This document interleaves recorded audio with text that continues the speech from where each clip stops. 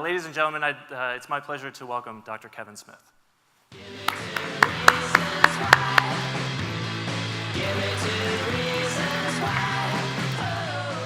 Well, thank you very much. It's great to be in this remarkable setting. I was hoping to learn some secret Masonic handshake or something, but nothing happened back there yet, but I'm still hopeful. To Vasudha and Keenan, thank you very much both for the organization and invitation. To my colleague Rob McIsaac, just great to welcome him to the academic health science realm. His history of success in multiple sectors is already proving remarkably effective in this one. And while we have two of Canada's largest hospital corporations in our city and region, we fortunately have one system. And that's due in large part to the way that people at Hamilton Health Sciences and St. Joseph's Health System work together every day. Because at the end of the day, patients and families don't particularly care about corporate structures. They care about getting the kind of care they need, as Rob mentioned, safely, quickly, effectively, and compassionately. So as mentioned, my name's Kevin Smith, and I'm going to talk to you today. Rob did a great job, I think, in giving you kind of an overview. I'm going to talk to you about a topic that might be a little bit uncomfortable. It's a micro discussion of a clinical area that is incredibly important to our economic future. For some, this content will hit closer to home than others. For those of you, I hope you'll find value in what we're going to talk about in the next few minutes. So with that, let's get a little bit less comfortable. Before I jump into the specifics, one of the lack of comfort areas that I have when I looked at the slides of Keenan was really that we saw health and education at the very top of the employment chain. So I'd like to see wealth producers rather than wealth consumers at the top of that chain so that we can benefit by a tax base. And to the cluster idea, I think it's profoundly important. So I'm going to ask you to close your eyes if you wish. I won't be able to tell, but if you wish. And visualize someone who you love. Could be a friend, could be a partner, could be a family member. And imagine that they have a serious mental illness and they have an addiction, and these often go hand in hand. Because as you watch this person struggle, your loved one, and know that health, quality of life could dramatically improve with outstanding care. So would you recommend to a loved one that they seek treatment in a psychiatric hospital or a psychiatric facility for their illness? Most of us would say absolutely, or at least in logical mode we would. Everyone who'd recommend that they get care from a psychiatric hospital or psychiatric service, I was going to ask you to put up your hand. I guess you can see each other, so do that. If you had a serious mental illness or if your family member did, would you do that? Great. So usually when we ask that question, about 3/4 of people put up their hand. It's okay if you didn't raise your hand, absolutely. Mental illness and addictions are neither simple or easy. So just remember that scenario and remember that at best 3/4 of people put up their hand. Let's now move on to another scenario. I'm going to ask you to now visualize for me that you're waiting outside your boss's office for your annual performance review. Your boss and the director of human resources are waiting for you to enter. You have a serious mental illness and an addiction. Your addiction happens to be to alcohol. Your employer does not know this. Now again, with a show of hands, how many of you think that would walk into that room and not leave, and leave and go and pursue treatment in a psychiatric facility? Any? I can't tell you how many people are putting up their hands, but in the front row it doesn't look like an awful lot. So it's a bit different when you have that feeling about how people will perceive mental health and addiction. If I were to ask you those same questions, or any audience those same questions about cancer care, there's a radically different number of people who feel comfortable in putting up their hand. The particular issue around mental health and addiction is that it is not all in the mind. It's cellular, it's biological, a sick brain isn't different than a sick heart, or a sick lung, or a sick bone, or any other part of your body, but it doesn't always get treated that way. It's genetically based, just like cancer.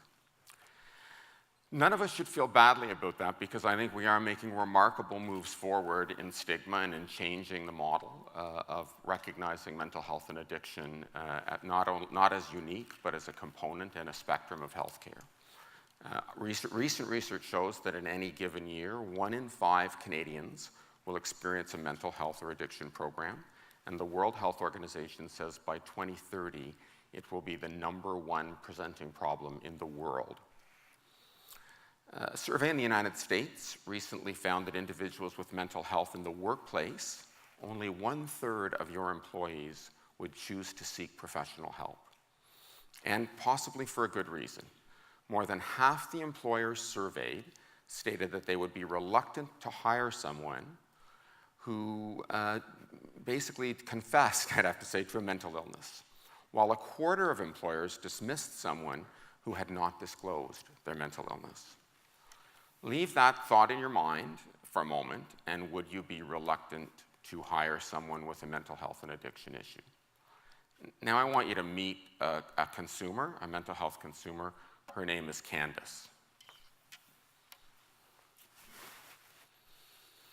Candace is young, vibrant, passionate. She's inspiring of change in others so that the person, we're chipping away at the $39.8 billion substance abuse costs in our country. Now, I thought we might have had Candace speaking for a minute, but have I got that wrong? I've got that wrong. Okay.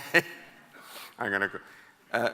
In addition to the traditional, or what we consider the traditional mental health issue, let me talk to you for a second about illegal drugs or non-over-the-counter drugs. They're the ones you and we are most likely to talk about. But Candace so candidly described this in her journey. This cost of illicit drugs is $8.2 billion, of which $4.7 billion is due to lost productivity in the workplace.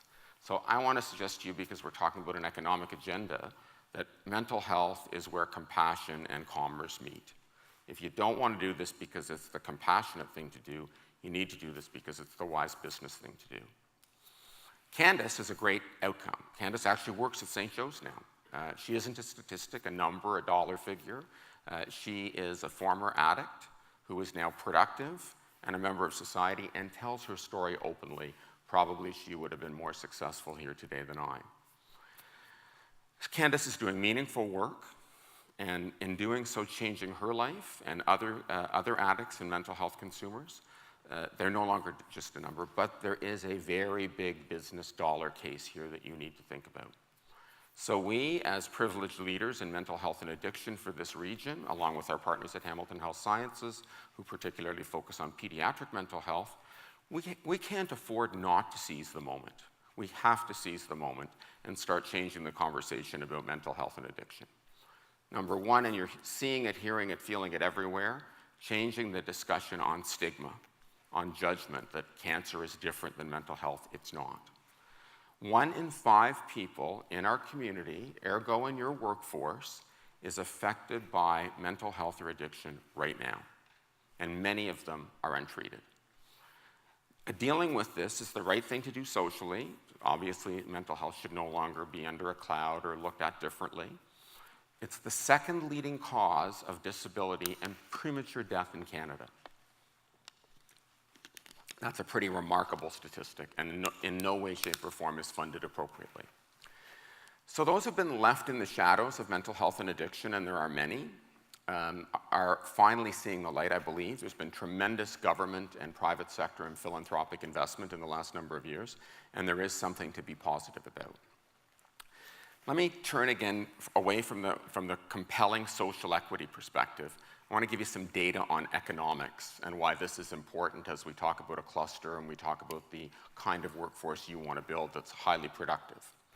About 355,000 employed Canadians were unable to work in Canada every single week due to disability related to mental health, behavioral health disorders. 355,000. Approximately 175,000 will have work time absence every week due to mental illness. So those of you who are employers and you look at Canadian productivity, think a bit more about that. If you're in doubt about the impact of the statistics that have on our economy, I want to give you a few more. Canada's labor productivity growth has been lower than top peer countries for many, many decades, unfortunately. It is hurting our international competitiveness and presenting an enormous challenge for Canada's future economic prosperity. In 2012, our level of productivity was rated in US dollars at $42. The United States productivity rank, $52. It puts us firmly in 13th place out of 16 among our comparator countries. It's absolutely clear that narrowing the gap, the productivity gap, can and should be done in part by addressing mental health and addiction issues. The strength of creating a superior standard of living for all and for bringing those often with untreated disease from the workforce into care translates directly to the bottom line, again, where commerce and compassion meet. So innovation in all domains we're talking about here today, innovation in mental health is an incredibly important one. It's an investment in human capital, it's an investment in technology, and it's an investment in organizational culture for all of you as employees. And it's a product that's exportable. This is not unique to Canada or North America. This is an international trend. As a community, we in Hamilton, I believe, have an unparalleled opportunity to affect lasting and generational change about the way we care for people with mental health and addiction issues. We have the opportunity to be a lightning rod for innovation and transformation that really will light a spark for improved productivity in our system and help us prove and demonstrate how direct investment in mental health and addiction is a direct investment in Canadian productivity and in the productivity of your bottom line as employers. In direct healthcare costs, which Rob talked about eloquently a few moments ago, which are, of course, funded by your tax dollars, in lost productivity affecting business bottom lines and quality of life for families and consumers, and for colleagues and friends, absolutely the right thing to do. At St. Joe's, we've been given the privilege to lead a transformational and innovation agenda around mental health and addiction, and with our partners, including philanthropists, we're trying to do just that. Breaking down barriers between medical care and mental health services, and by integrating research into care on the front lines. Let me tell you a little bit of a scary statistic, because oftentimes we think about mental health as alone as opposed to composed. If you have a heart attack and you have a serious depression after your heart attack, you are 4 times more likely to die. The suggestion that there isn't something unique and remarkable happening between our brain and the rest of our body is fallacious. We need to embrace the health care of mind and body in a much more robust way than previously. So the road to recovery and healing, again, is, while it's not an easy one in any illness, it's an essential one. We're trying to break down many, many barriers. You have to be part of that, both in medical and mental health care. One of the great investments we've had, investments from your tax dollars and your philanthropy, is a $1 billion build on the West Mountain at West 5th site. The new West 5th campus, symbolically, literally, and figuratively, allows this bold vision to be captured and gives us a touchstone for the future.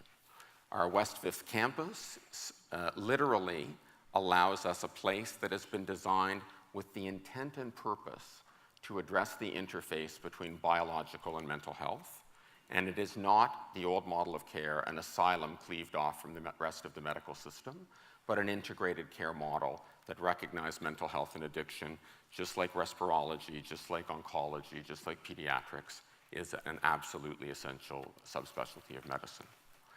The West 5th site is also a place where groundbreaking research has happened, and Rob talked about this.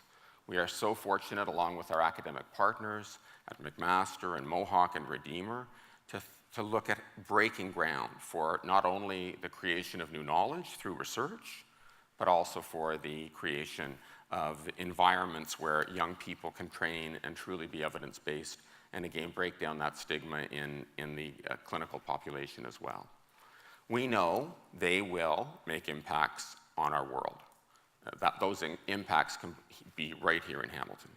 Right here, right now, our researchers are connecting brain and body in ways that have never been dreamed of before, using technology in similar ways. We are attracting and retaining world-class researchers and clinicians to Hamilton across our hospital sites, both for innovation and for medical expertise. So you not only get the latest, you get those creating the latest treating people. When I think about our life sciences biocluster, I can only imagine the market potential when we begin looking at mental health in a real and tangible way. Researchers that we recruit and clinicians bring a reputation with them and contribute notably to this region. And when we think about creating a life sciences cluster and the anchor organizations, having those kinds of names, those internationally recognized names, are essential for international, multinational investment where big things happen, and they can and should happen right here in Hamilton.